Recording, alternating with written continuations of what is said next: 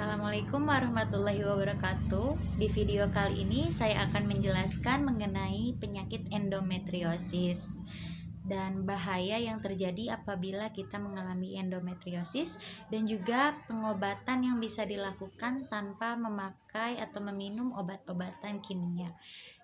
Resep ini saya ambil dari resep Dr. Zaidul Akbar. Nah, sebelum saya menjelaskan mengenai penyakit endometriosis, saya akan membahas mengenai apa itu endometrium. Nah, endometrium adalah sebuah jaringan yang terdapat di dinding rahim sebelum menstruasi. Jadi, endometrium ini nanti akan menebal, kemudian akan menjadi tempat menempelnya sel-sel telur setelah dibuahi. Nah, apabila sel telur tidak dibuahi, maka endometrium ini akan luruh. Nah, itu yang kita sebut dengan darah menstruasi. Lalu apa endometriosis itu?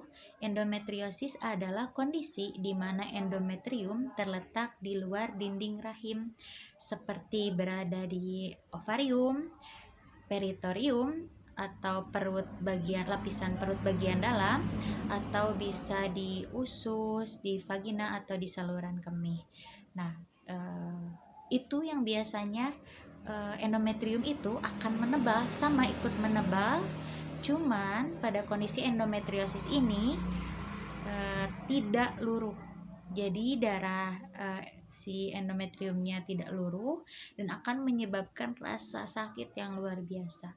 Nah, maka dari itu apabila ada gejala seperti merasakan sakit yang luar biasa pada saat menstruasi, lalu kram yang sangat hebat, lalu dalam jangka panjang ini akan bisa menyebabkan kemandulan juga. Kemandulan karena si endometriumnya tidak luruh. Seperti itu. Lalu apa sih penyebab dari endometrium ini? Penyebabnya ini belum diketahui secara pasti, namun ini terkait dengan aliran darah yang tidak normal. Lalu gimana sih cara kita menghindari terkena endometriosis? Yang pertama, kita bisa melakukan olahraga secara rutin. Rutin itu artinya setiap hari. Nah, bisa juga kita menghindarinya dengan menjaga berat badan, mengurangi konsumsi minuman yang dingin atau yang beralkohol. Itu tidak bisa kita hindari.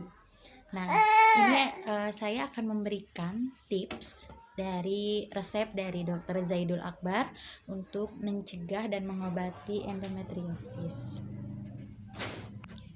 Yang pertama, dengan merutinkan puasa Senin Kamis, puasa sunnah Senin Kamis, lalu puasa ayam molbit, yaitu puasa di pertengahan bulan di tanggal 14, 15, dan juga 16. Nah, untuk yang sudah dikatakan endometriosis, ini terapinya bisa dengan cara puasa Daud, yaitu diselang-seling. Hari ini puasa, besoknya tidak, besoknya lagi berpuasa, seperti itu. Nah, ini dilakukan selama 3 bulan tanpa ada celah.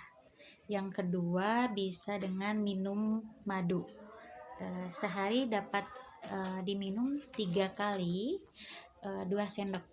Lalu bisa meminum propolis, sama juga ya takarannya 3 kali, tapi 15 tetes setiap minumnya. Lalu kita juga bisa meminum air rendaman kurma. Air rendaman kurma yang direndam selama 1 malam. Jadi pada saat malam hari direndam kurma di dalam 1 gelas air, lalu pada saat sahur bisa kita minum juga untuk bisa menambah stamina. Lalu bisa juga dengan terapi bekam setiap 21 hari sekali. Itu bisa dibekam, jadi darah yang kotor atau darah yang tidak keluar itu bisa dikeluarkan lewat bekam.